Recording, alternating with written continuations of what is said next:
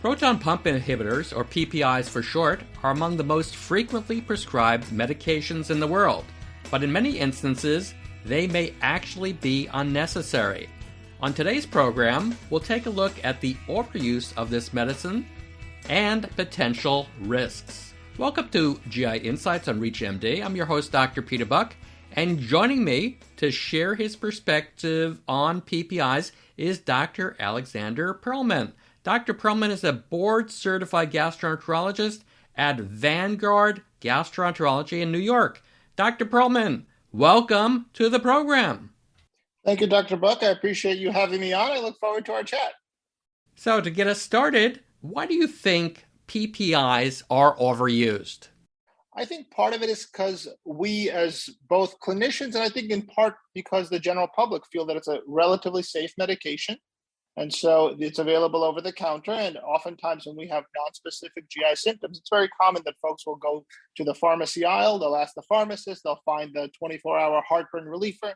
And it turns out that it actually ends up being a PPI. They end up in a GI office, and we sort of follow the old classification system of GERD, and that's the Canadian definition, which is, well, you have some symptoms, let's try a PPI, let's see if you respond. Based on your experience, which patients should be on long-term PPIs?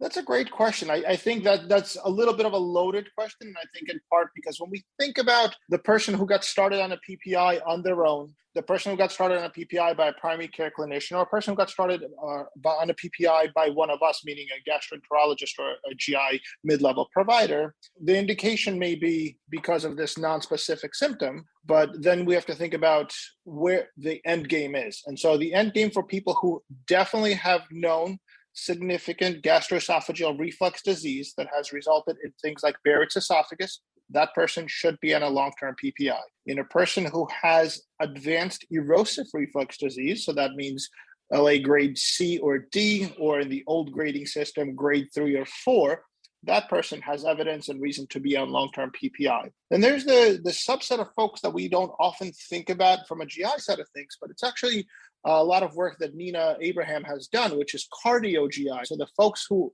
have an indication to be on chronic NSAIDs and usually on chronic aspirin medications, and they've had a history of gastric ulcer disease or prior GI bleeding, those people should be on a long-term PPI to help suppress the likelihood of recurrent bleeding and catastrophic events. Let's now move on to eosinophilic esophagitis. What role do PPIs play in the management of this disease? So that's a great question. That sort of harkens back to the history of eosinophilic esophagitis.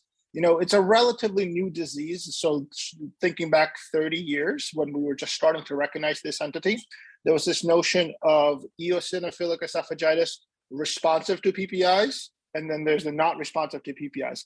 So our thinking about this has changed in the last, I'd say, 5 or so years. And so now the thought process is PPIs do have a space in treating eosinophilic esophagitis, but the mechanism that we're trying to use here is a little bit different. So when we think about PPIs, we're thinking about decreasing acid production in the stomach, and that's the sort of average use indication. Now, in terms of eosinophilic esophagitis, the thought process is actually independent of the acid effect, and it's actually intended to target something called eotaxin 3.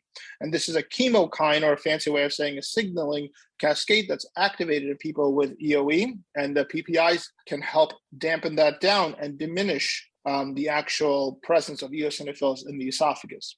Now, that doesn't happen in every person with eosinophilic esophagitis, and so the data are somewhere in the ballpark of 42 to 60% of people with eosinophilic esophagitis that will have what we call histologic response to PPIs. Thank you. For those just tuning in, you're listening to GI Insights on ReachMD. I'm Dr. Peter Buch, and I'm speaking with Dr. Alexander Perelman about the use and misuse of PPIs. So now let's get into this. What are the risks of using chronic PPIs?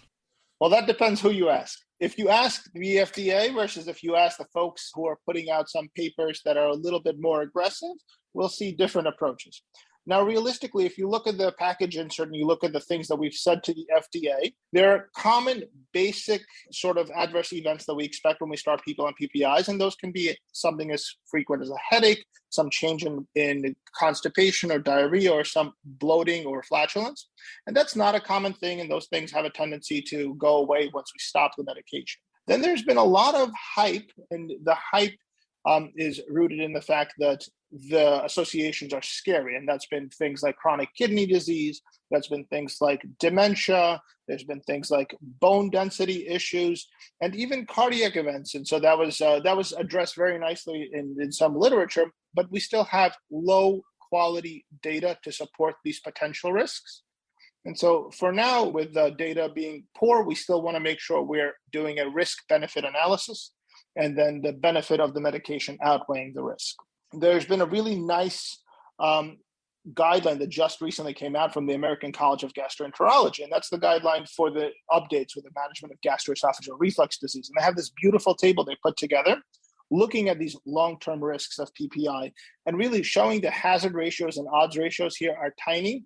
And the only evidence that we have that we can say is robust enough for us to actually hang our hat on is there is a little bit of an increase, a true increase in GI infections that happen. And the thought there is the bactericidal effect of the gastric acid is diminished because there's less gastric acid, while everything else is more of an association, correlation, or even just a theoretic physiologic risk. And specifically Clostridium difficile, could you just comment on that? Yeah, so that's been the one that we're sort of seeing the most out of, and that's the one that actually has a reasonable odds ratio of about 2.3 compared to general population not taking PPIs. And so that's the population we sometimes think twice about, especially if it's a person who's had prior episodes of CDI. That's the people that we may want to come off the medication. But again, if there's a significant need, if there's a benefit that outweighs the risk, then we still favor using that. Thank you. And this is a question that everybody's asking. Does the use of PPIs increase the possibility of acquiring COVID-19?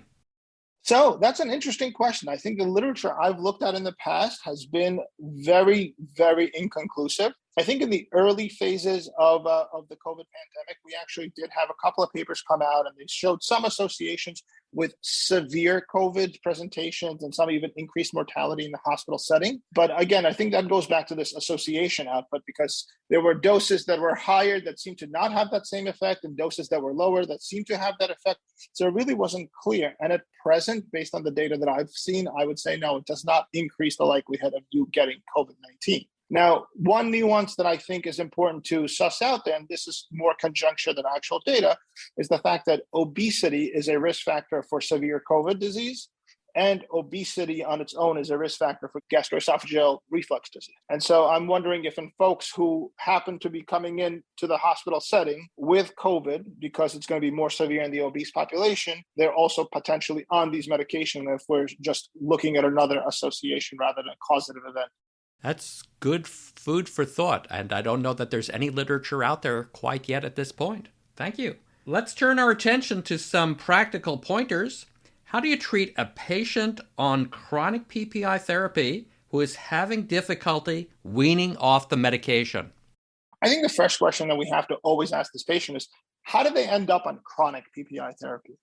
Often the case is really that they started it themselves, they had some mild improvement, it's still not enough improvement, which leads them down the pathway. If they went to their primary care physician who kept them on medication, potentially increased the dose, they still didn't get better, and they end up in our office. So the big part of that question is, do they actually have gastroesophageal reflux disease? And do they fall into that category of a person who needs to be on long-term acid suppression?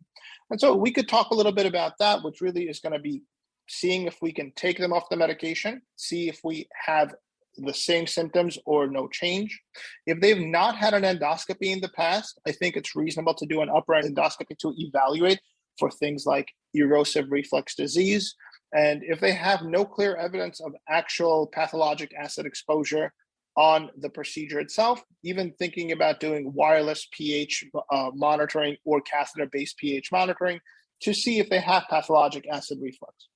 Now, if we have gone down this pathway and we're at a point to say, you know what, they have some mild reflux, they should have run its course, and it's just they're having a hard time coming off therapy.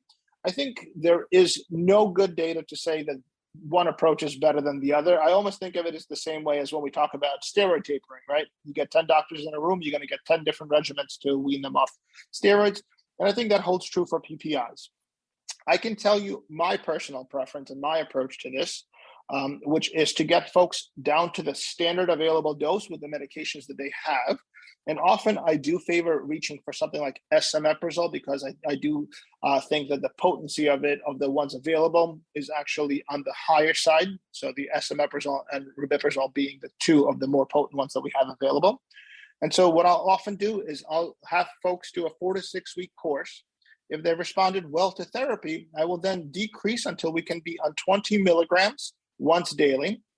And if they're continuing to do well, I will then, after 1 to 2 weeks, wean them down to every other day at that dose. I will have them take Pepcid usually for breakthrough symptoms, and breakthrough symptoms have a tendency to happen a little bit later than in the first week of weaning. I think an alternative approach also exists, which I've tried in past in folks who've struggled to wean off, is switching to things like pantoprazole, which has got a lower potency in terms of acid suppression, but also has an availability of lower dosage. And so you could go a little bit slower that way as well. That's great. So Dr. Perelman, before we close, are there any final thoughts that you'd like to share with our audience today? Yes, absolutely. So I think one of the biggest things I think it's important to understand, there's lifestyle risk factors that contribute to gastroesophageal reflux disease. And so oftentimes people will prefer to reach for a medication that's going to correct the underlying process. But that's not really going to happen in things like gastroesophageal reflux if we don't address the lifestyle things that led us there. So oftentimes in folks who are a little bit on the heavier side, there is some benefit in weight loss. I think the other thing that's often underutilized is actually diaphragmatic breathing. So Magnus Holland had a really wonderful paper in the Red Journal, I think it's about 2 years ago now, that showed postprandial reflux episodes and symptoms significantly decreased in folks who practice diaphragmatic breathing for about 5 to 10 minutes after meals that were known to cause a reflux. And so I think a lot of folks have still not implemented this in practice, but the risk is minimal and the benefit can be fantastic for patients. I often recommend it, and I actually suggest the Michigan State University has a really nice 4-minute video to teach patients how to do it, so much so I actually included it in my notes. That's great. I really appreciate your wonderful insights today. Dr. Perelman, thank you so very much. It was a pleasure having you on the program. Thank you, Dr. Buch. I had a great time. I look forward to hopefully doing this again sometime. I'm looking forward to it myself. For ReachMD, I'm Dr. Peter Buch. To access this and other episodes in this series, visit reachmd.com/GI Insights, where you can be part of the knowledge. Thanks for listening, and see you next time.